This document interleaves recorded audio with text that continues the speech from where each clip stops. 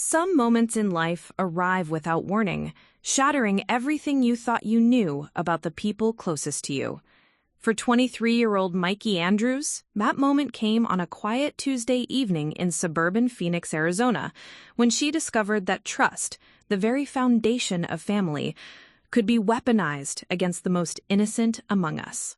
What started as a simple favor for her older brother would become a nightmare that would test every ounce of strength she never knew she possessed. Before we jump back in, tell us where you're tuning in from, and if this story touches you, make sure you're subscribed, because tomorrow I've saved something extra special for you. The late October sun cast long shadows across the manicured lawns of Pinewood Estates as Mikee Andrews pulled her weathered Honda Civic into the driveway of 847 Maple Ridge Drive.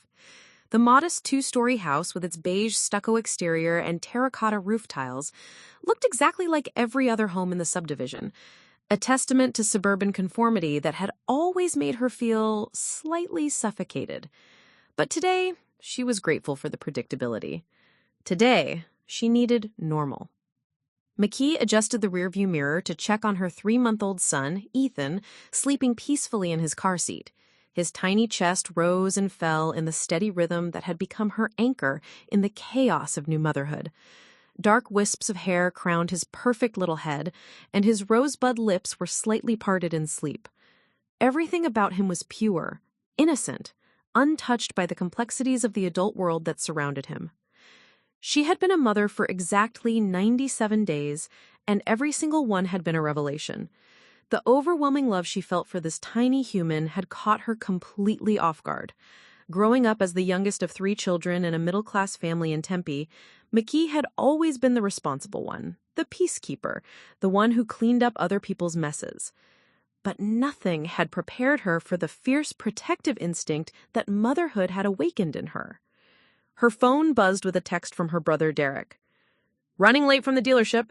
Claire's expecting you. Thanks again for this, sis. You're a lifesaver." Mikee sighed, gathering the diaper bag and her purse.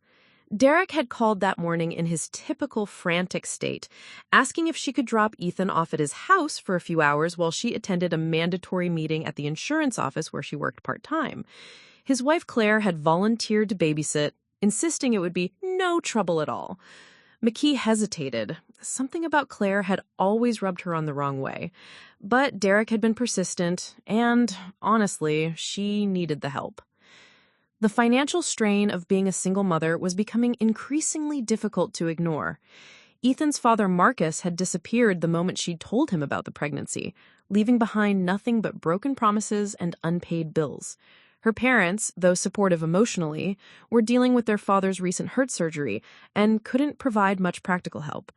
Derek and Claire, married for 2 years and financially stable with Derek's job at the Toyota dealership and Claire's work as a dental hygienist, had seemed like the obvious choice for emergency childcare. Claire Henderson Andrews opened the front door before Mikee could even knock. At 28, Claire was everything Mikee wasn't: polished, put together, with blonde highlights that never seemed to grow out, and nails that were always perfectly manicured. She wore a flowing bohemian-style dress that probably cost more than Mikee made in a week, and her smile was the kind that never quite reached her eyes. "Mikee, perfect timing!" Claire said, her voice carrying that slightly artificial cheerfulness that made Mikee's skin crawl. Come in, come in. How's my little nephew doing today?" "He's been great," Mikee replied, stepping into the living room that looked like it had been lifted straight from a home decor magazine. Everything was white and beige and perfectly arranged, with not a single item out of place. "Every had bottle about an hour ago, so he should be good for a few hours. I wrote down his schedule here."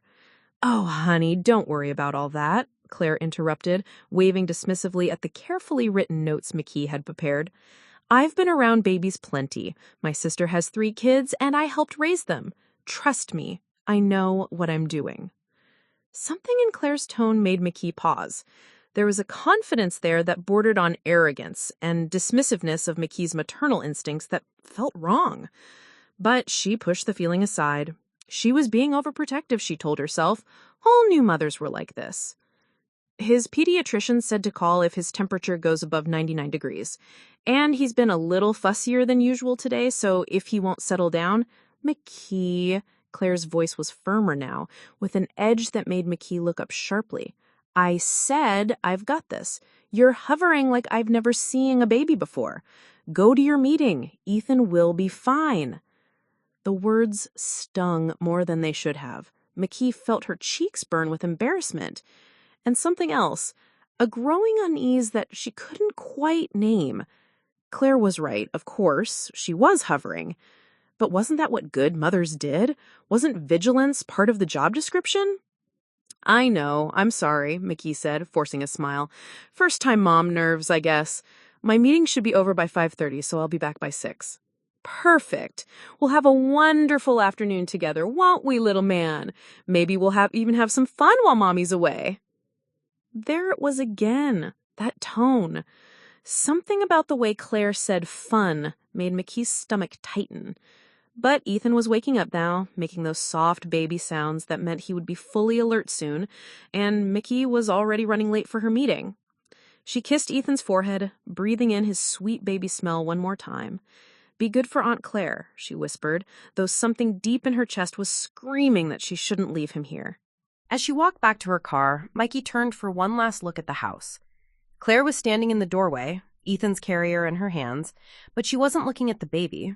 She was looking at Mikee with an expression that was hard to read, something between annoyance and satisfaction, like she'd won some sort of contest that Mikee hadn't even known they were playing. The drive to her office took 25 minutes through Phoenix's sprawling suburban landscape. Strip malls and chain restaurants blurred past as Mikee tried to focus on the upcoming meeting.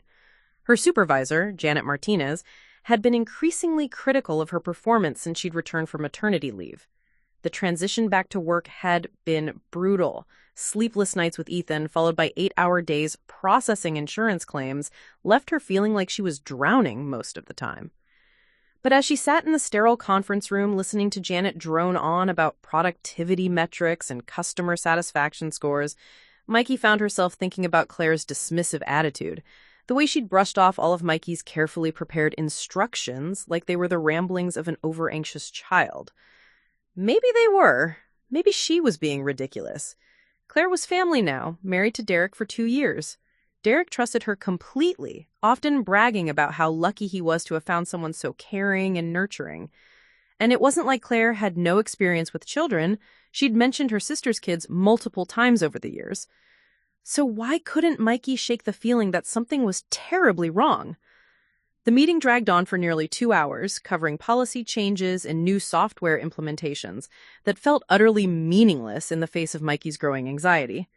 She checked her phone obsessively, but there were no messages from Claire or Derek. That was good, right? No news was good news when it came to babysitting arrangements. By the time Janet finally dismissed everyone, the sun was beginning to set, painting the Phoenix sky in brilliant shades of orange and pink. Mikee practically ran to her car, her hand shaking as she started the engine. The drive back to Derek and Claire's house felt endless. Every red light an eternity, every slow-moving vehicle an obstacle between her and her son. She pulled into the driveway at exactly 5:47 p.m., 13 minutes earlier than she'd predicted. The house looked the same from the outside, peaceful, suburban, normal, but something felt different. The front porch light was on even though it wasn't quite dark yet, and she could see movement through the living room windows. As she walked up the front steps, she could hear voices from inside, Claire's higher pitch mixing with Derek's deeper tones. They were both home, which was good. But there was something else, something that made her pause with her hand raised to knock. Crying. Ethan was crying, but not his usual hungry or tired cry. This was different, more distressed, more urgent. And underneath it, she could hear Claire's voice, sharp with irritation. Just drink it, you little brat. It worked for my sister's kids. Mikee's blood turned to ice. Without thinking, she turned the doorknob, it was unlocked, and stepped inside. The scene that greeted her would be burned into her memory forever. Derek was standing by the kitchen island, his work shirt still on, looking uncomfortable but not alarmed. Claire was on the couch holding a screaming Ethan, trying to force a bottle into his mouth while he turned his head away desperately. But it wasn't a regular bottle. Even from across the room, she could see the amber liquid inside, could smell the sharp, unmistakable scent of beer. "What the hell are you doing to my baby?" The words tore from her throat without them stopping her, crossing the room in 3 quick strides to snatch Ethan from Claire's arms. Claire looked up with that same artificial smile, completely unfazed by Mikee's panic. "Oh, hi, honey. You're early. I was just giving him a little something to help him sleep. He's been fussing for the past hour, and this always worked for my nephews when they were colicky." Mikee held Ethan against her chest, feeling his tiny body shaking with sobs. The smell of beer was strong on his breath, and his usually bright eyes looked unfocused and strange. "You gave my 3-month-old baby alcohol?" Mikee's voice was barely a whisper, but the fury behind it was unmistakable. "Just a tiny bit mixed with formula," Claire said dismissively, as if she were discussing the weather. "My grandmother used to do it all the time. It's perfectly safe in small doses, and it helps them sleep through the night. I thought you'd be grateful." "Grateful?" Mikee's voice cracked. "You poisoned my baby, and you thought I'd be grateful?" Derek stepped forward then, his hands raised in a peacekeeping gesture that Mikee recognized from their childhood. "Now, Mikee, let's not overreact here. Claire was just trying to help." "Overreact!" Mikee spun toward her brother, Ethan still crying weakly in her arms.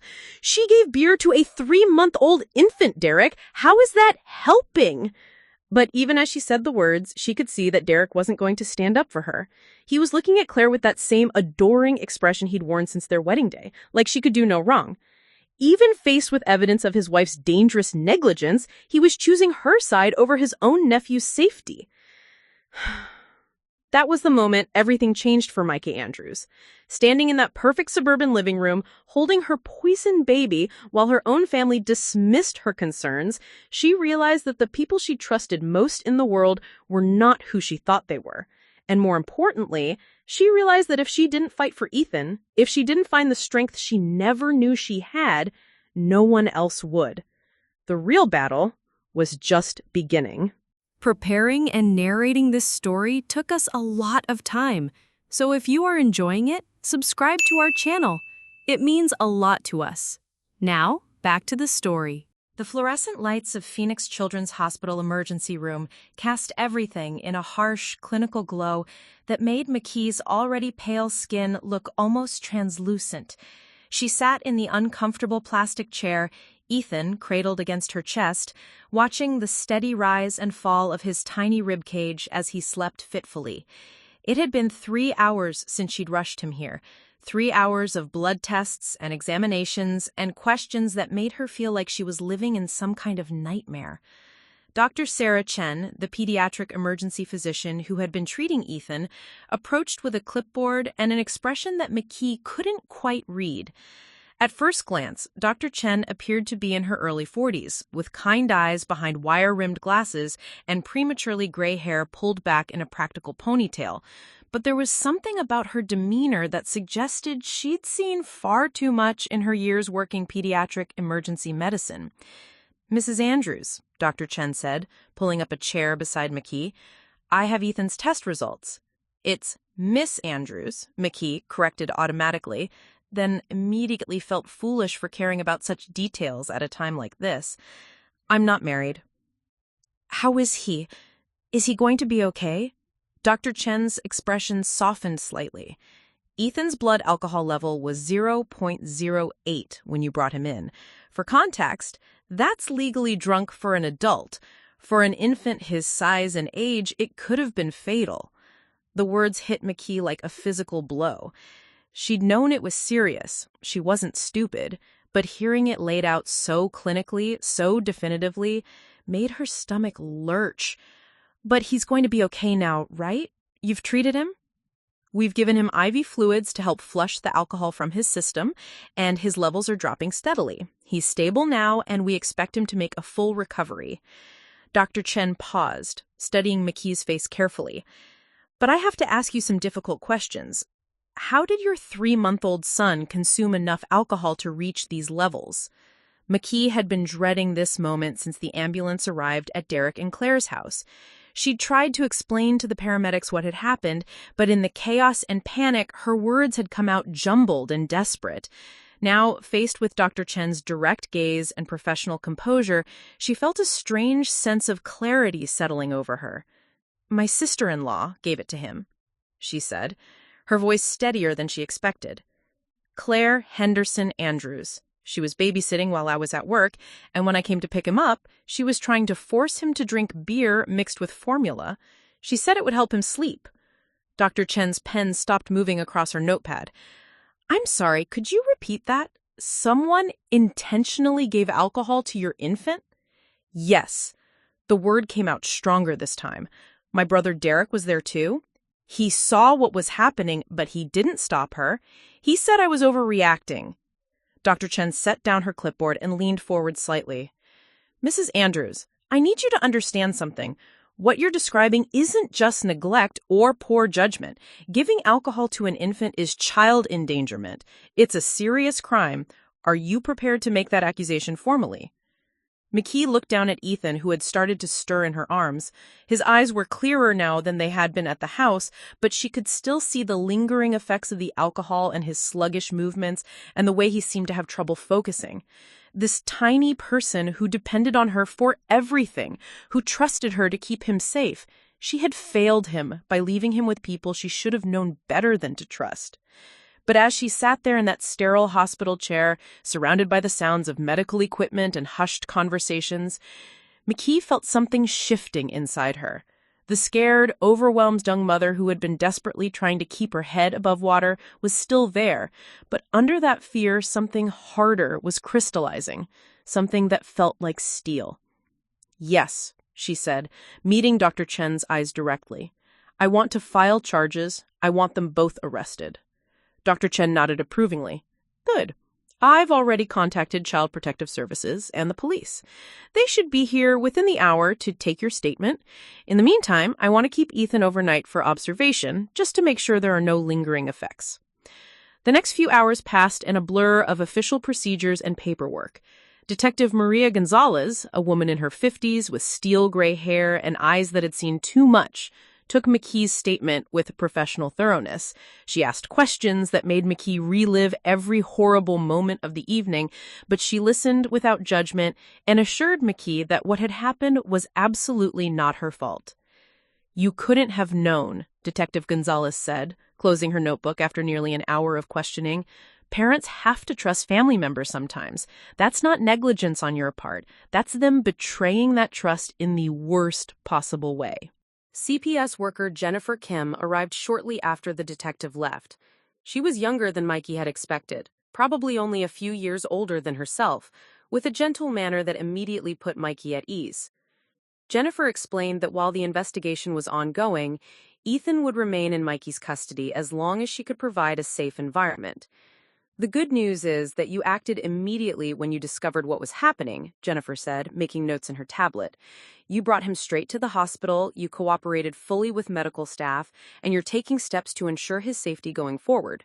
That tells me you're exactly the kind of mother we want to see in situations like this."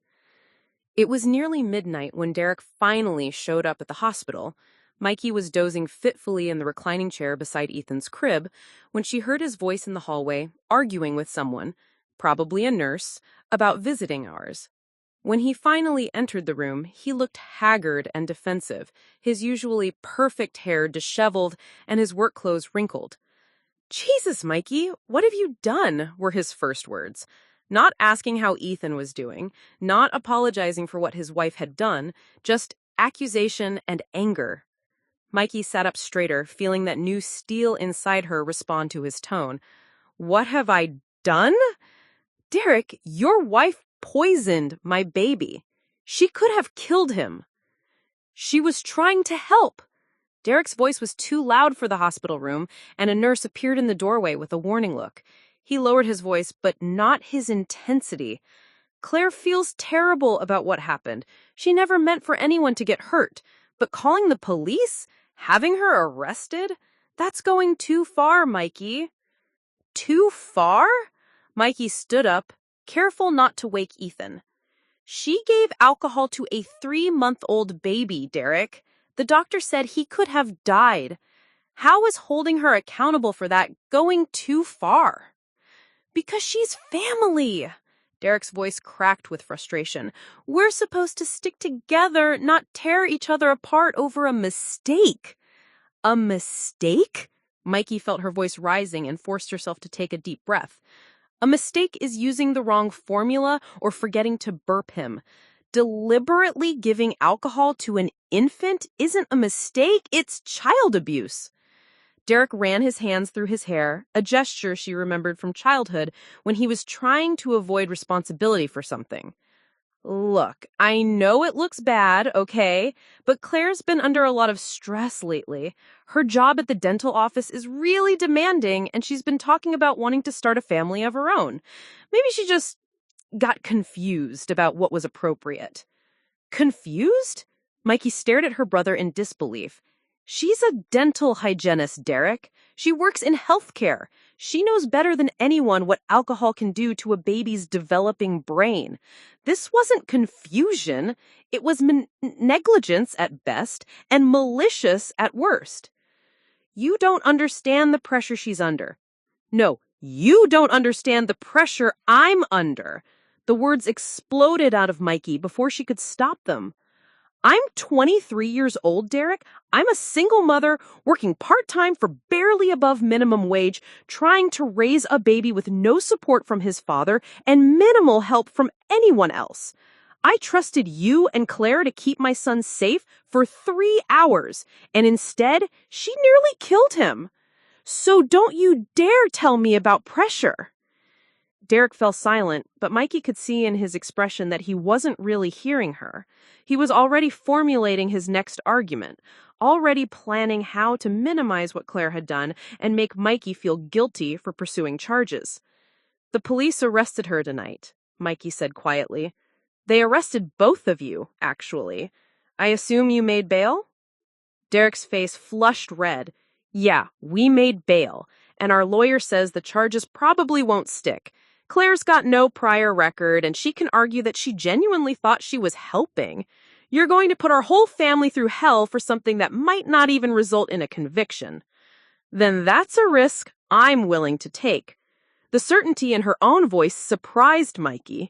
A week ago, the thought of going up against her family, of standing alone in a legal battle she might not win, would have terrified her.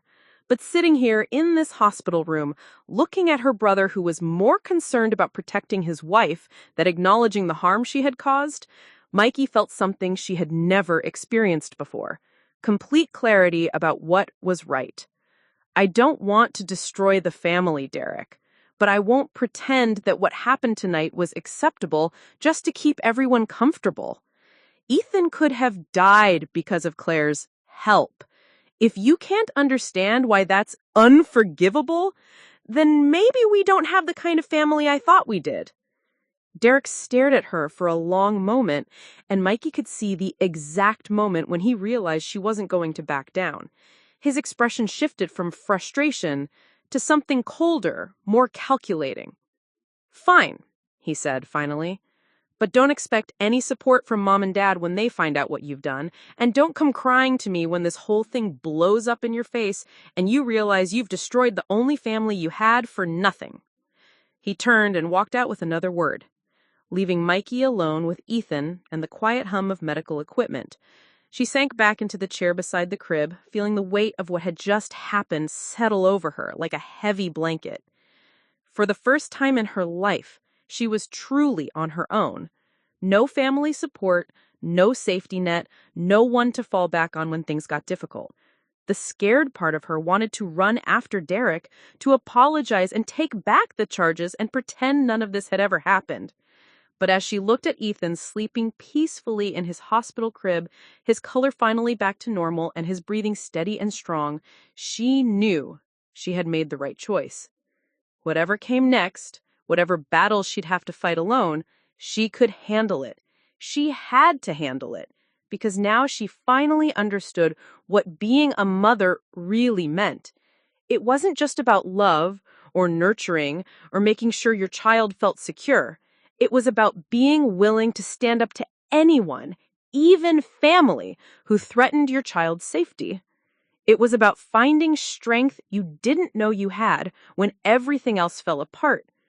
Mikee Andrews was no longer the scared young woman who had left her baby with relatives that afternoon. She was something new, something stronger. She was a mother who would fight. The morning sun streamed through the grimy windows of Legal Aid Arizona's downtown Phoenix office, casting long shadows across the worn carpet and mismatched furniture that spoke of chronic underfunding and overwhelming caseloads. Mikee Andrews sat in the waiting area, Ethan sleeping in his carrier beside her, trying not to think about the $47 left in her checking account or the fact that she'd had to call in sick to work for the third day this week. It had been 5 days since the hospital, 5 days since Derek's confrontation, and the reality of her situation was becoming clearer with each passing hour. The criminal charges against Claire and Derek were moving forward, but Detective Gonzalez had warned her that building a solid case would take time. Meanwhile, her family had closed ranks against her in a way that was both predictable and devastating. Her mother, Patricia Andrews, had called the morning after Derek's arrest with a voice so cold it barely sounded like the woman who had sung lullabies to Mikee as a child. "I can't believe you've done this to your own family," Patricia had said without preamble. "Derek and Claire are talking about moving to Colorado to get away from all this mess you've created. Are you happy now?" The conversation had lasted less than 3 minutes, ending with Patricia hanging up after informing Mikee that she wouldn't be welcome at the family's traditional Thanksgiving gathering next month. The message was clear. Choose between justice for Ethan and having a family. She couldn't have both. "Mikee Andrews?" A voice called from across the waiting room, a woman in her early 30s approaching, wearing a navy blazer that had seen better days and carrying a leather briefcase that was held together with duct tape in 2 places. Her curly red hair was pulled back in a professional bun, and despite her obviously overworked appearance, her green eyes were sharp and alert. "I'm Rebecca Martinez, the attorney assigned to your case," the woman said, extending her hand. "I apologize for the wait. Our caseload has been particularly heavy this month." Mikee shook her hand, noting the firm grip and the calluses that suggested Rebecca wasn't just another burned-out public defender going through the motions. "Thank you for seeing me. I know you probably have more important cases." "Stop right there," Rebecca interrupted, but not unkindly. "What happened to your son is extremely important, and don't let anyone tell you otherwise. Let's go to my office and talk about where we stand." Rebecca's office was barely larger than a closet, with law books stacked on every available surface and a desk that looked like a tornado had recently passed through it. But the walls were covered with photos of children, clients, Mikee realized, and certificates from various child advocacy organizations that suggested Rebecca had chosen this specialty deliberately, not by default.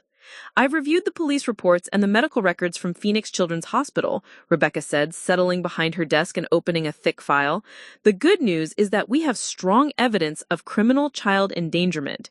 Ethan's blood alcohol level, the witness statements from the medical staff, and your own testimony create a compelling case." "What's the bad news?" Mikee asked, because there was always bad news in situations like this. "The bad news is that proving criminal intent versus criminal negligence is going to be challenging. Claire's defense attorney, and she's hired a good one, by the way, is going to argue that she genuinely believes she was helping, that this was a case of misguided folk remedy rather than deliberate harm." Mikee felt her stomach drop. "So she might not go to jail?" "She might not go to jail for very long," Rebecca corrected, "but here's what I want you to understand. This case isn't just about punishment. It's about establishing a legal precedent that protects Ethan and other children from this kind of harm in the future. Even if Claire gets a reduced sentence, having this on her record means she'll never be allowed to work with children again, and it creates a paper trail that could be crucial if there are future incidents." Rebecca leaned forward, her expression intensifying. "But I need to know something before we go any further. Your family is putting pressure on you to drop the charges, aren't they?" Mikee nodded, unable to trust her voice for a moment. "They think I'm destroying the family over a mistake. My brother says Claire feels terrible and that she's learned her lesson." "And what do you think?" The question hung in the air between them, heavy with implications. Mikee looked down at Ethan, who had woken up and was staring at her with those impossibly blue eyes that seemed to see straight into her soul. What did she think? A week ago, she would have said she thought families should stick together, that forgiveness was more important than punishment, that sometimes you had to choose peace over justice to preserve relationships. But that was before she'd held her poisoned baby in her arms. That was before she'd watched her brother defend the woman who had endangered her nephew's life. That was before she realized that some lines, once crossed, changed everything forever. I think, Mikee said slowly, that if I don't see this through, I'll never be able to look at myself in the mirror again.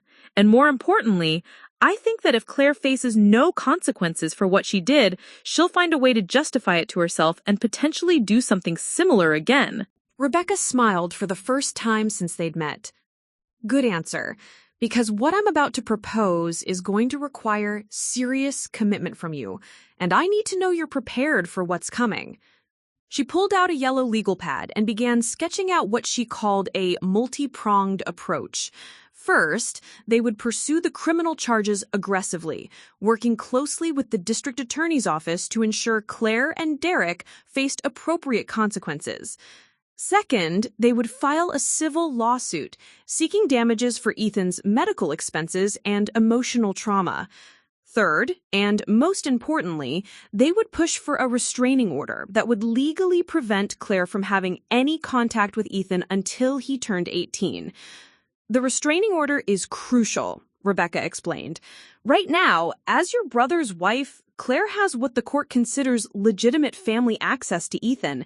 If you don't legally restrict that access, she could potentially file for visitation rights, especially if she argues that you're being vindictive by keeping her away from her nephew. The idea that Claire might try to claim rights to Ethan made Mikee feel physically sick. Can she actually do that? Arizona's family court system gives significant weight to extended family relationships, especially in cases involving single mothers. If Claire can convince a judge that she's reformed and that maintaining family connections is in Ethan's best interest, she might have a case. Rebecca's expression grew grim. I've seen it happen before. Abusers who use the court system to maintain access to their victims. Mikee felt the weight of the decision settling on her shoulders like a physical force. Pursuing this path meant more than just seeking justice for what had already happened. It meant committing to a long, expensive legal battle that would likely destroy any remaining relationship with her family permanently. It meant choosing Ethan's safety over everything else in her life. But as she sat there in that cramped office, holding her son and thinking about the alternative, she realized the choice had already been made. It had been made the moment she'd walked into Derek and Claire's house and found them poisoning her baby. Everything since then had just been her catching up to a decision her heart had already made. "What do I need to do?" she asked. Rebecca's smile was sharp and determined. "First, we need to document everything. I want you to write down every interaction you've had with Claire and Derek since this happened. Every phone call, every text message, every attempt they've made to pressure you into dropping the charges. We're going to build a pattern of behavior that shows they're more concerned with avoiding consequences than acknowledging the harm they caused." She handed Mikee a fresh legal pad. "Second, we need to prepare for the fact that this is going to get ugly. Your family is going to escalate their pressure tactics. They might try to paint you as an unfit mother or claim that you're using Ethan as a weapon against them. We need to be ready with evidence that shows you're acting in his best interests, not out of spite." "How do I prove that?" "By living it," Rebecca said simply. "Keep detailed records of Ethan's medical care, his development, your parenting decisions. Take parenting classes if you can afford them. Legal Aid has a partnership with several organizations that offer them at reduced cost.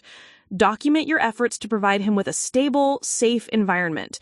Show the court that every decision you make is about protecting him, not punishing them." Rebecca pulled out a business card and wrote a phone number on the back. "This is my direct line.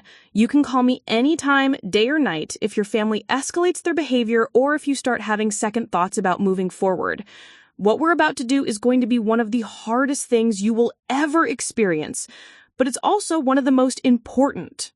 Mikee took the card, feeling its weight like a talisman. How long will all this take? The criminal case could wrap up in 6 to 8 months if they plead out, longer if it goes to trial. The civil suit and restraining order process will run parallel to that, probably finishing around the same time. So we're looking at the better part of a year before this is fully resolved. A year. 12 months of legal battles, family hostility, and financial strain. 12 months of second-guessing herself and wondering if she was doing the right thing.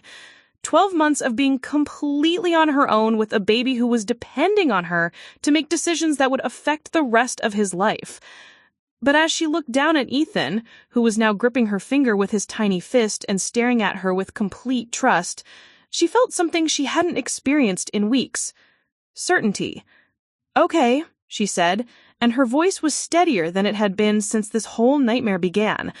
"Let's do it. All of it." Rebecca began pulling forms from her filing cabinet, each one representing another step deeper into the legal labyrinth they were about to enter. As Mikee began filling out paperwork that would formally commit her to this path, she thought about the conversation she'd had with her mother, about Derek's accusation that she was destroying the family, about the loneliness that stretched ahead of her. But she also thought about Ethan's blood alcohol level, about the way Claire had dismissed her concerns, about the look in Derek's eyes when he'd chosen his wife over his nephew's safety. Some things are worth fighting for, even if you have to fight alone. Some principles are worth upholding, even if upholding them cost you everything else. Mikee Andrews was no longer the scared young mother who had trusted her family to do the right thing. She was something new now. A woman who had looked at an impossible choice and chosen the harder path because it was the right one. The real battle was just beginning, but for the first time since this all started, she felt ready for it. The community center in South Phoenix wasn't much to look at. A squat brick building with faded paint and windows that hadn't been cleaned in months. But as Mikee Andrews pushed Ethan's stroller through the double doors that Tuesday evening, she felt a flutter of something she hadn't experienced in weeks. Hope. 3 weeks had passed since her meeting with Rebecca Martinez. 3 weeks of mounting legal bills and sleepless nights spent documenting every hostile text message from Derek and every failed attempt to reconcile with her parents. The isolation had been crushing at times, but it had also forced Mikee to reach beyond her shattered family circle for support. The New Mother Support Group had been Rebecca's suggestion, part of building a record that showed Mikee was actively working to be the best parent possible. But as Mikee settled into the circle of mismatched chairs where 6 other women were already seated, she realized this might be more than just legal strategy. It might be exactly what she needed. "Welcome, everyone," said Dr. Linda Vasquez, the group facilitator. She was a woman in her 50s with salt and pepper hair and the kind of warm, no-nonsense demeanor that made you want to trust her immediately. "We have a new member joining us tonight. Mikee, would you like to introduce yourself?" "I'm Mikee Andrews, and this is my son Ethan. He's 4 months old now." She paused, uncertain how much to share. "I'm here because I'm a single mother, and I'm dealing with some family issues that have left me feeling pretty isolated." A woman across the circle, named Carmen Rodriguez, whose infant daughter Sophia was sleeping peacefully in her arms, nodded knowingly. "Family issues can be the hardest. At least with strangers, you know where you stand. Family disappointment cuts deeper." "How are you managing on your own?" asked Jessica Kim, a petite woman with tired eyes who was bouncing her fussy baby boy. "I've got a partner, and I still feel like I'm drowning half the time." For the next hour, Mikee listened as these women shared stories that were both completely different from hers and remarkably similar. Jessica was struggling with postpartum depression while trying to finish her nursing degree. Carmen was working 2 jobs to support Sophia after her boyfriend left when he discovered the baby had been born with a heart defect. Maria Santos, the youngest in the group at 19, was fighting to keep custody of her twins while dealing with pressure from her family to give them up for adoption. Each story was unique, but the thread that connected them all was the fierce determination to protect and provide for their children, even when the odds seemed insurmountable. For the first time since this nightmare began, Mikee didn't feel like she was facing an impossible situation alone. When it came time for her to share more details, Mikee found herself telling the truth about what had happened to Ethan. She explained about Claire giving him alcohol, about the hospital stay, about the legal battle she was fighting, and the family relationships she was losing in the process. The room fell completely silent when she finished. Then Carmen spoke up, her voice sharp with anger. "Your sister-in-law did what to your baby?" "She gave him beer mixed with formula. She said it would help him sleep. That's not family issues, that's criminal endangerment. Of course you press charges. The unanimous support was overwhelming. These women, who barely knew her, immediately understood what her own family had refused to acknowledge, that what Claire had done to her baby was unforgivable, and that Mikee's response was not only justified, but necessary. Dr. Vasquez leaned forward, her expression serious. Mikee, what you're dealing with is something we call loyalty conflict.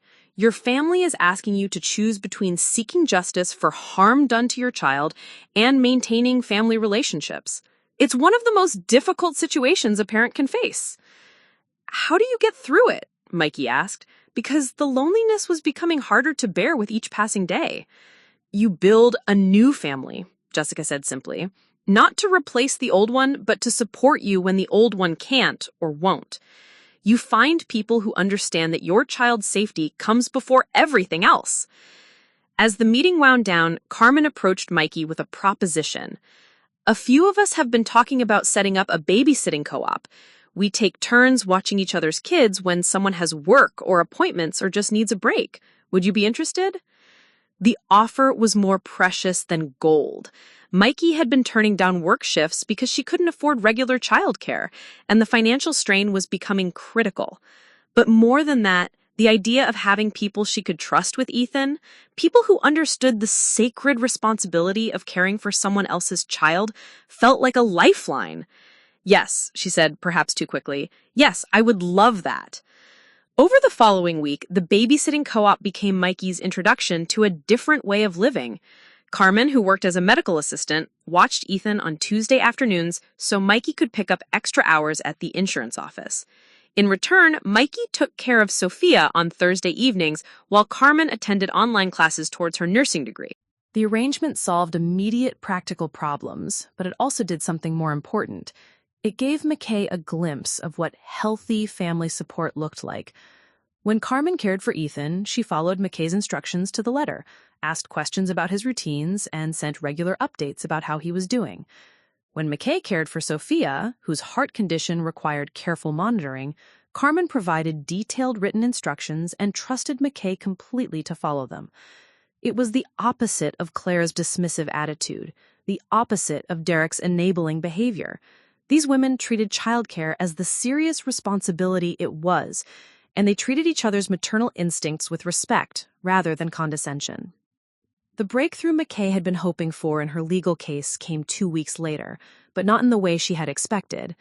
Rebecca called her on a Friday afternoon with news that made Mikee's hands shake as she held the phone.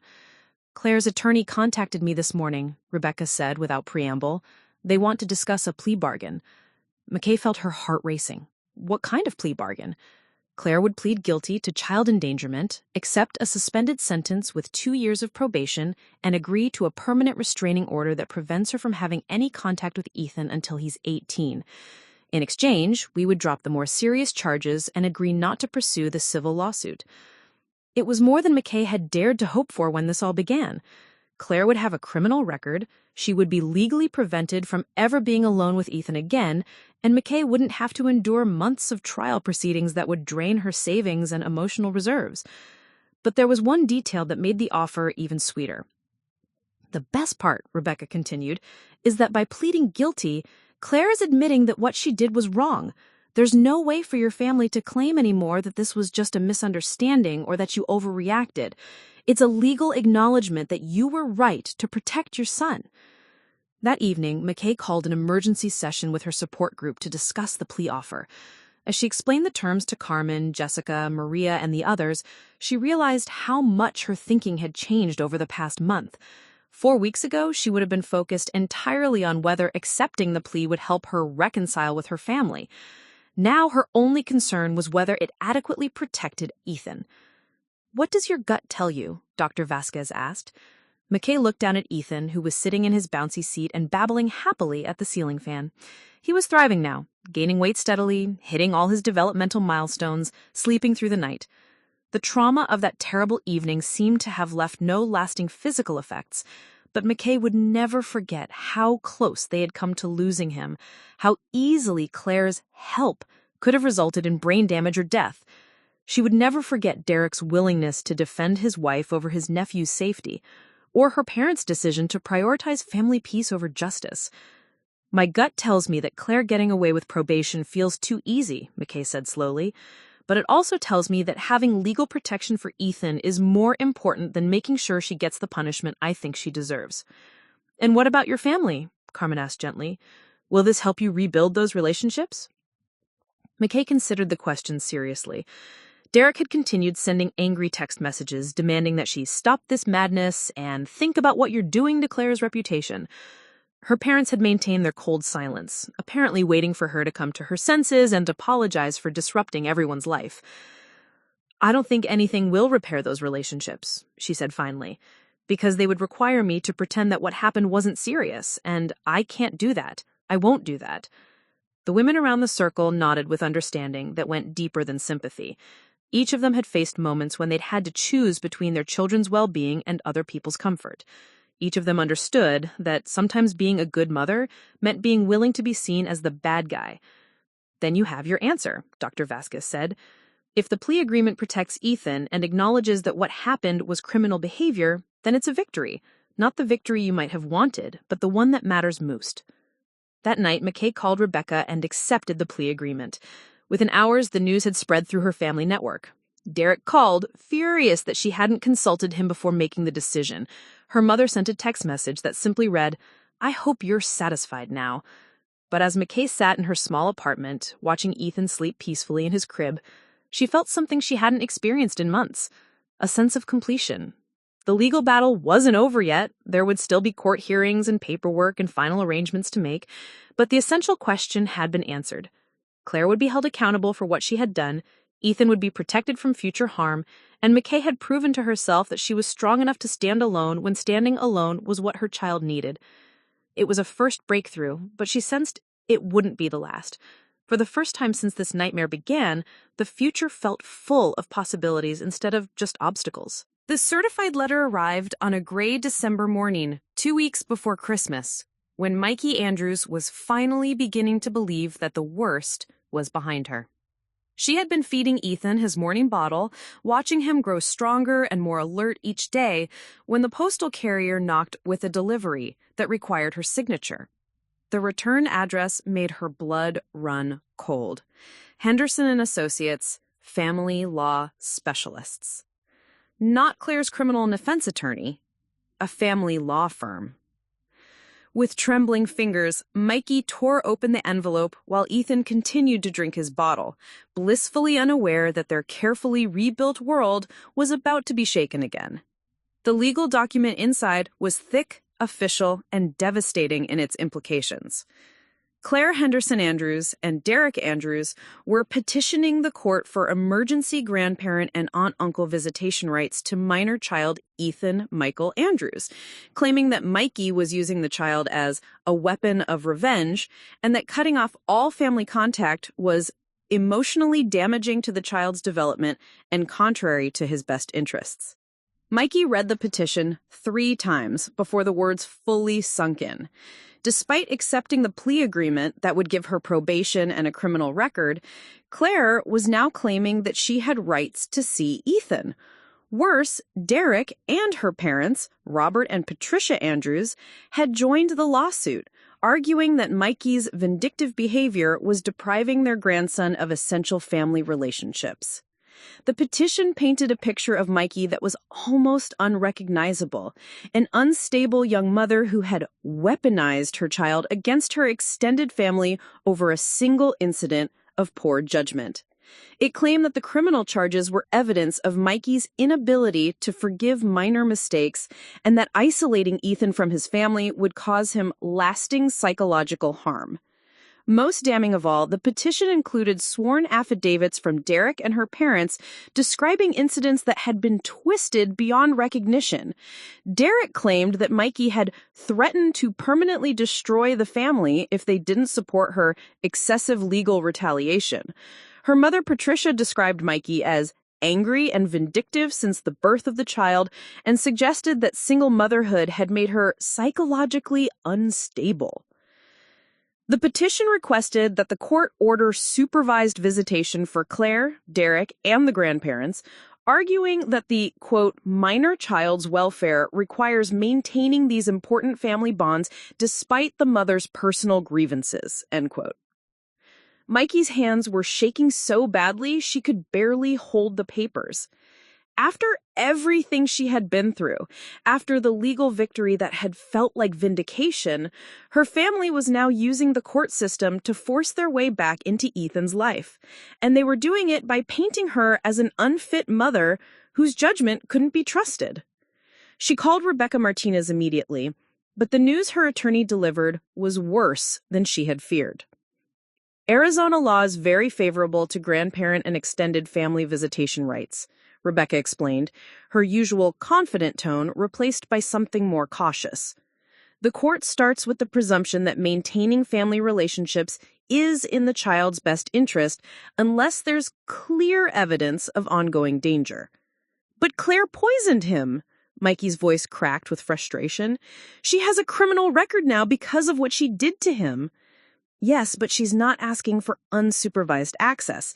The petition requests supervised visitation only, which makes their case much stronger. A judge might reasonably conclude that supervised visits pose no risk to Ethan while preserving important family relationships.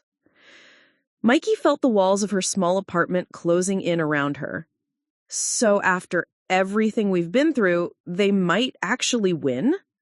It's possible, Rebecca admitted. Family court operates under different standards than criminal court.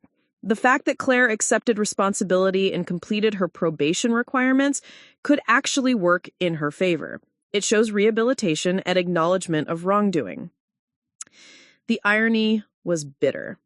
The plea agreement that had felt like such a victory 2 months ago was now being used against her. Claire's willingness to accept responsibility was being reframed as evidence that she had learned from her mistake and could be trusted again. "What are our options?" Mikee asked, though she was dreading the answer. "We fight it, but I need you to understand what that means. This isn't going to be like the criminal case where the evidence was clear-cut. Family court is much more subjective. They're going to evaluate you as much as they evaluate Claire and Derek. Your parenting, your mental state, your motivations, everything will be under scrutiny." Over the next few days, Mikee watched her carefully constructed new life begin to unravel. The stress of the impending court battle affected everything: her sleep, her appetite, her ability to focus at work. She found herself second-guessing every parenting decision, wondering if it would be held against her in court. Worst of all, she began to doubt herself. Late at night, when Ethan was sleeping and the apartment was quiet, she found herself wondering if maybe Derek and her parents were right. Maybe she was being vindictive, and maybe her refusal to forgive was hurting Ethan more than protecting him. The support group that had been such a lifeline became more crucial than ever, but even there, Mikee encountered unexpected challenges. When she shared the news about the visitation petition, the reactions were mixed in ways that surprised her. "Have you considered that maybe some supervised visits wouldn't be harmful?" asked Angela Torres, a newer member of the group whose mother-in-law had been helping with childcare. "I mean, if the visits are supervised and Claire has completed her legal requirements, maybe the court has a point about maintaining family relationships." The suggestion hit Mikee like a physical blow. Even here, among women who had supported her throughout the criminal case, there were those who thought she might be going too far. Dr. Vasquez intervened quickly. "Angela, I think it's important to remember that Mikee is the only one who fully understands the dynamics of her family situation. The fact that Claire gave alcohol to an infant isn't just about one moment of poor judgment. It reveals something about her character and decision-making that only Mikee can evaluate." But the damage was done. For the first time since joining the group, Mikee felt judged rather than supported. She left the meeting early, driving home through Phoenix's winter evening with tears blurring her vision. The financial strain of mounting another legal defense was crushing. Rebecca estimated that fighting the visitation petition would cost at least $15,000, money Mikee simply didn't have. Her part-time income barely covered rent and basic expenses, and she had already exhausted her small savings account during the criminal case. She applied for additional legal aid funding, but was told that family court cases received lower priority than criminal defense. The waiting list for assistance was months long, and there was no guarantee of approval. Meanwhile, the petition had deadlines that couldn't be ignored. Mikee had 30 days to file a response, and Rebecca needed immediate payment to begin building their defense. The financial pressure was so intense that Mikee found herself considering options she had sworn she would never pursue. Her parents had money. Derek had money. If she backed down from the visitation fight, if she agreed to let them see Ethan under supervision, they might even help her financially. It would be so easy to make this all go away. The temptation was strongest during the week when Ethan came down with his first real illness, a fever and congestion that sent Mikee into a panic. As she sat in the pediatrician's waiting room at 2 a.m., holding her sick baby and facing a medical bill she couldn't afford, she thought about how different things would be if she had family support. Carmen tried to help by offering to lend money, but Mikee knew that her friend was already struggling financially. The other women in the support group were dealing with their own challenges and couldn't provide the kind of assistance this situation required. For the first time since this ordeal began, Mikee seriously considered giving up. She was sitting in her car after another meeting with Rebecca, looking at legal bills that kept multiplying, when her phone rang. It was Derek, calling for the first time since the plea agreement had been finalized. "Mikee," he said, and his voice was different, less angry, more calculated. "I think it's time we talked." "About what?" "About ending this war between us, about what's best for Ethan, about giving our family a chance to heal." The conversation that followed was Derek at his most persuasive. He acknowledged that Claire made a mistake, but emphasized that she had paid for it and learned from it. He talked about how much their parents missed their grandson, how much they wanted to be part of his life. He painted a picture of family gatherings where Ethan would be surrounded by people who loved him, rather than isolated with just Mikee. "All we're asking for is supervised visits," Derek said. "1 hour a month with a social worker present. Where's the harm in that? You'd still be protecting him, but you'd also be showing that you can forgive and move forward." The offer was seductive in its reasonableness. 1 hour a month seemed like such a small thing compared to the financial and emotional cost of fighting in court. And maybe Derek was right. Maybe showing forgiveness and moving forward was better for everyone. "I need time to think," Mikee said finally. "Of course, but don't wait too long. The court date is coming up fast, and legal battles are expensive for everyone. There's a better way to handle this, Mikee, a way that brings the family back together instead of tearing it apart." After Derek hung up, Mikee sat in her car for a long time, watching other families walk in and out of the lawyer's office building. Some looked hopeful, others defeated. All of them looked tired. She thought about the choice she was facing: continue fighting a battle she might lose while going deeper into debt, or accept a compromise that would give her family limited access to Ethan while restoring some semblance of normal relationships. For the first time since Claire had poisoned her son, Mikee Andrews genuinely didn't know what the right answer was. The certainty that had carried her through the criminal case was gone, replaced by doubt and exhaustion and the seductive appeal of an easier path. As she drove home to her son, Mikee realized she was facing the greatest test of her resolve yet. Not the dramatic confrontation of discovering Claire's crime, not the legal complexity of pressing charges, but the slow, grinding pressure of a system and a family that wanted her to compromise her principles for the sake of peace. The question was whether she still had the strength to resist. The revelation came on a snowy January morning in the most unlikely place, the pediatric wing of Phoenix Children's Hospital, where Mikee Andrews had brought 6-month-old Ethan for his routine wellness check. She hadn't been back to this hospital since that terrible night in October, and walking through the familiar corridors brought back a flood of memories she'd been trying to suppress. Dr. Sarah Chen, the same emergency physician who had treated Ethan during the alcohol poisoning incident, happened to be consulting on another case when she spotted Mikee in the waiting area. The doctor's face lit up with genuine warmth as she approached. Mikee, how wonderful to see you both again. And look at this little guy. He's thriving. Dr. Chen knelt down to Ethan's level, smiling as he babbled and reached for her stethoscope. I have to tell you, I've been thinking about your case a lot over the past few months. Really? Mikee felt a familiar tightness in her chest whenever anyone brought up what had happened. The ongoing court battle with her family had left her feeling defensive and exhausted. Yes, and not just medically. I've been in pediatric emergency medicine for 15 years, and I've seen a lot of cases involving family members who harm children. What struck me about your situation wasn't just the severity of what happened to Ethan, it was your response to it. Dr. Chen glanced around the busy waiting area and lowered her voice. Do you have a few minutes to talk privately? There's something I think you should know about cases like yours.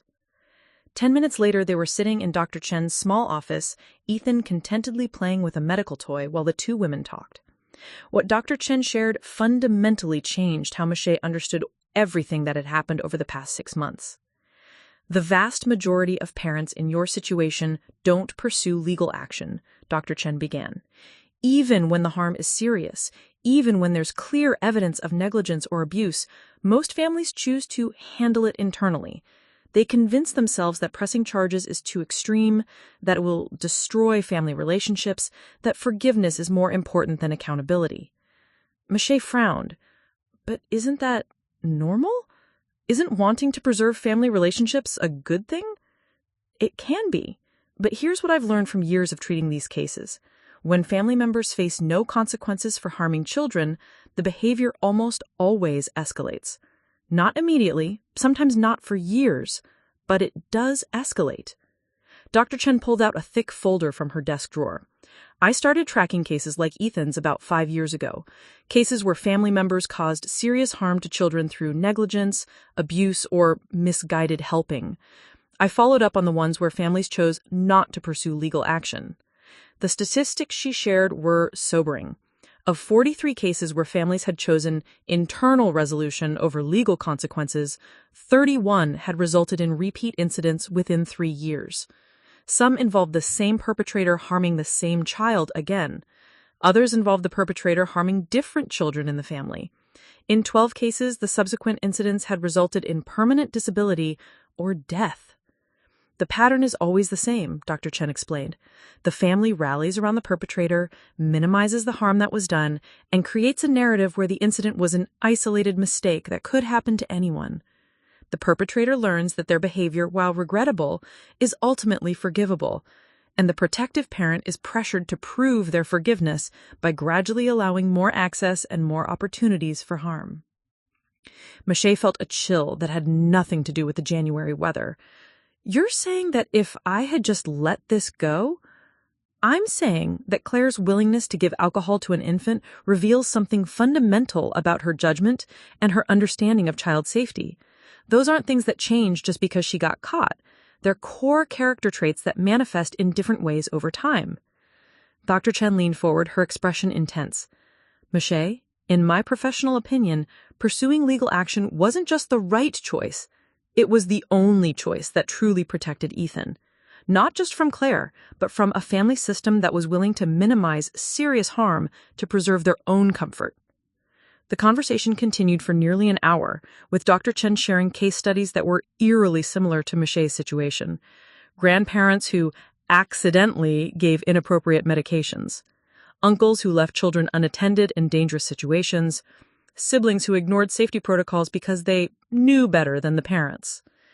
In every case where legal action was avoided, the harmful behavior had eventually repeated in some form. In every case where legal consequences were imposed, the repeat incidents stopped. The legal system isn't perfect, Dr. Chen acknowledged, but it's often the only thing that creates real accountability in family situations. When someone faces criminal charges and court supervision, they can't pretend their actions were harmless anymore. The state is saying officially and permanently that what they did was unacceptable. As Mikee drove home from the hospital, Dr. Chen's words echoed in her mind. For months, she had been second-guessing her decision to pursue charges against Claire and Derek. The pressure from her family, the financial strain, the isolation, all of it had made her wonder if she was being too harsh, too unforgiving. But Dr. Chen's research painted a different picture entirely. The choice Mikee had made wasn't about revenge or vindictiveness. It was about preventing future harm. The legal consequences weren't punishment for punishment's sake. They were protection for Ethan and any other children who might cross Claire's path. That evening, Mikee called Rebecca Martinez with a clarity of purpose she hadn't felt in weeks. "I want to fight the visitation petition," she said without preamble. "Not just fight it, I want to win it decisively." "What changed your mind?" Rebecca asked. Mikee told her about the conversation with Dr. Chen, about the research on repeat incidents, about the pattern of escalation when harmful family members faced no real consequences. As she talked, she could hear Rebecca taking notes on the other end of the line. "This is exactly the kind of expert testimony we need," Rebecca said when Mikee finished. "Dr. Chen's research could be the foundation of our entire defense strategy. If she's willing to testify about the statistical likelihood of repeat incidents, it completely changes how the court will view this case." But Rebecca's next question brought Mikee back to the harsh reality of her situation. "Are you prepared for what fighting this will cost? Not just financially, but emotionally. Your family is going to escalate their attacks on your character. They're going to paint you as an obsessed, vindictive person who can't let go of the past." "Let them," Mikee said, and she was surprised by the steel in her own voice. "Because now I understand something I didn't before. This isn't about the past, it's about the future. It's about making sure that what happened to Ethan never happens to any child again." Over the next week, Mikee threw herself into building the strongest possible case against the visitation petition. She contacted Dr. Chen, who enthusiastically agreed to serve as an expert witness. She gathered documentation of every interaction with her family since the incident, creating a timeline that showed their consistent refusal to acknowledge the seriousness of what Claire had done. Most importantly, she reached out to other parents who had been in similar situations. Through Dr. Chen's network and online support groups, she connected with families who had faced the same choice between legal action and family peace. Their stories were remarkably consistent. Those who had chosen peace over accountability had lived to regret it. Sarah Williams, a mother in Tucson, shared how her father-in-law's accidental medication overdose of her toddler was followed 2 years later by him leaving the same child unattended near a swimming pool. "I convinced myself the first incident was just a mistake. I thought pursuing charges would be too harsh.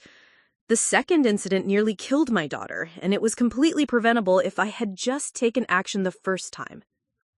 Marcus Johnson, a single father in Flagstaff, described how his sister's momentary lapse of judgment in leaving his infant son in a hot car had escalated to more serious neglect when she was allowed to continue babysitting without consequences. "The family kept telling me that everyone makes mistakes, that I needed to forgive and move on. But looking back, her willingness to endanger my son wasn't a mistake. It was a character flaw that only got worse when she faced no real accountability." These conversations gave Mikee something she had been lacking for months: perspective. She began to see her situation not as an isolated family dispute, but as part of a larger pattern of how families often protect harmful members at the expense of vulnerable children. The revelation went deeper than just understanding the statistics or recognizing patterns. It was a fundamental shift in how Mikee understood her role as a mother. For months, she had been focused on whether she was being too harsh, too unforgiving, too demanding. She had been asking herself whether she was destroying her family over one incident. But the real question, she now realized, was different. Was she willing to risk her son's future safety to preserve relationships with people who had proven they couldn't be trusted with his well-being? When framed that way, the answer was obvious. The night before the court hearing on the visitation petition, Mikee sat in Ethan's nursery, watching him sleep peacefully in his crib. He was 6 months old now, healthy and happy, and completely trusting that she would keep him safe. The tiny baby who had nearly died from alcohol poisoning had grown into a bright, curious infant who deserved every protection she could provide. Derek had called twice that week, making increasingly desperate offers to settle the case. First, he had proposed reducing the visitation request to once every 3 months. Then he had suggested that Claire could attend family gatherings but not be alone with any children. Finally, he had offered to exclude Claire entirely if Mikee would just allow Derek and their parents to have regular access to Ethan. Each offer felt like vindication. The fact that they were willing to negotiate, to compromise, to exclude Claire when pressed, proved that they knew she was dangerous. They just wanted Mikee to bear the responsibility for managing that danger instead of requiring Claire to face the full consequences of her actions. "No more compromises," Mikee whispered to sleeping Ethan. "No more splitting the difference between your safety and their comfort. Tomorrow, we fight for what's right, and we don't back down." For the first time in months, Mikee Andrews felt completely certain about the path ahead. The doubt and exhaustion that had plagued her since the visitation petition was filed had been replaced by something stronger, the absolute conviction that protecting her son was worth any cost, any sacrifice, any battle. The revelation had shown her that this wasn't just about Ethan anymore. It was about every child who would interact with Claire in the future, every family that might face a similar choice between accountability and peace. She was fighting not just for her own son, but for the principle that children's safety must always come before adults' comfort. Tomorrow, she would make that argument in court, and she would win. The Maricopa County Family Court building stood against the February morning sky like a monument to broken families and difficult decisions. As Mikee Andrews walked up the courthouse steps, carrying her 7-month-old son Ethan in his carrier, she felt the weight of the past 4 months settling into something she had never expected: peace. Not the peace of resolution, the hearing hadn't even begun yet, but the peace that comes from knowing you've made the right choice and are prepared to see it through to the end, regardless of the consequences. Rebecca Martinez met them at the security checkpoint, looking more confident than Mikee had seen her in weeks. Dr. Chen's expert testimony had transformed their case from a defensive position to an offensive one. They weren't just arguing that Claire shouldn't have visitation rights. They were demonstrating that the entire family's response to the alcohol poisoning incident revealed a pattern of prioritizing adult relationships over child safety. "Are you ready for this?" Rebecca asked as they made their way to the courtroom. "I've been ready since October," Mikee replied, and she meant it. The doubt and exhaustion that had consumed her during the darkest weeks of this ordeal had been replaced by something unshakable: the absolute certainty that protecting Ethan was worth any price. The courtroom was smaller than Mikee had imagined, with wood-paneled walls and fluorescent lighting that cast everything in a harsh, institutional glow. On the other side of the aisle sat her family: Derek in his best suit, looking nervous but determined; her parents, Robert and Patricia Andrews, appearing older and more fragile than she remembered; and Claire, dressed conservatively, with her blonde hair pulled back in a way that made her look younger and more innocent. For a moment, seeing them all together like that, Mikee felt a pang of something that might have been grief. These were the people who had raised her, who had been present for every birthday and Christmas and milestone of her life. The thought that she might never speak to them again after today should have been devastating. Instead, she felt only sadness for what they could have been, and gratitude for what she had become. Judge Margaret Sullivan was a woman in her 60s with silver hair and sharp eyes that missed nothing. She had a reputation for being tough but fair, particularly in cases involving child welfare. As she reviewed the case files, her expression revealed nothing about her initial impressions. "This is a petition for emergency grandparent and extended family visitation rights. The petitioners claim that the respondent mother is using the minor child as a weapon against the family, following a criminal incident involving one of the petitioners. The respondent argues that granting such visitation would endanger the child's welfare. Is that an accurate summary?" Both legal teams confirmed it was, and the hearing began. Claire's attorney, a polished man in an expensive suit named Richard Blackwood, painted a picture of a family torn apart by one tragic mistake and a young mother's inability to forgive. He emphasized Claire's clean criminal record prior to the incident, her completion of all court-mandated requirements, and her genuine remorse for what had happened. Your Honor, my client made a serious error of judgment based on outdated folk remedies she believed to be harmless.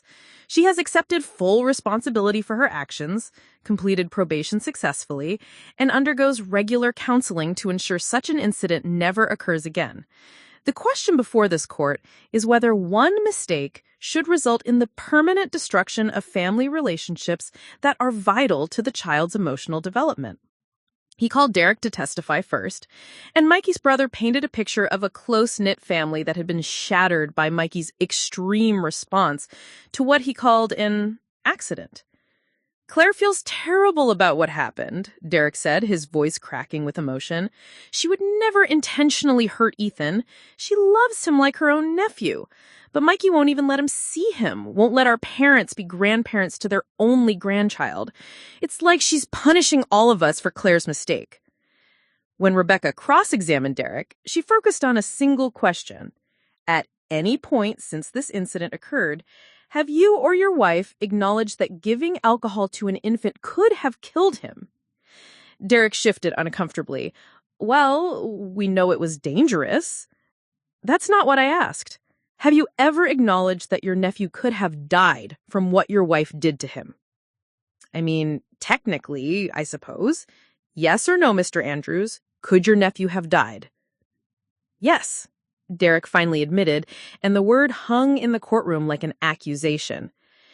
And despite knowing that your wife nearly killed your 3-month-old nephew, you believe she should have unsupervised access to him again. Supervised access, Derek corrected quickly, we're only asking for supervised visits. For now, Rebecca replied, and let the implications settle. Patricia Andrews took the stand next, and her testimony was painful to watch. Mikee's mother spoke about missing her grandson's first Christmas, about the hole in the family where Ethan should have been, about her daughter's stubborn refusal to allow healing and forgiveness. Mikee was always the most sensitive of my children, Patricia said, dabbing at her eyes with a tissue. She takes things personally, and sometimes she can't see the bigger picture. We all love Ethan, and we just want to be part of his life. But when Rebecca asked Patricia whether she had ever expressed concern about Claire's judgment or demanded that Claire undergo additional training before being alone with children again, her answers revealed the family's true priorities. We felt that pursuing criminal charges was punishment enough, Patricia said. Claire learned her lesson. How do you know she learned her lesson? Because she said she was sorry. Did you acquire any additional safeguards, any training in child safety, any supervised practice with other children before trusting her with Ethan again? Well, no, but... So your assessment that she learned her lesson is based entirely on her verbal apology? Patricia's silence was damning. When it came time for Mikee's side to present their case, Rebecca called Dr. Chen to the stand first.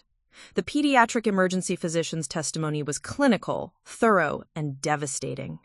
She explained the medical effects of alcohol on an infant's developing brain, the blood alcohol level that Ethan had reached, and how close he had come to permanent brain damage or death.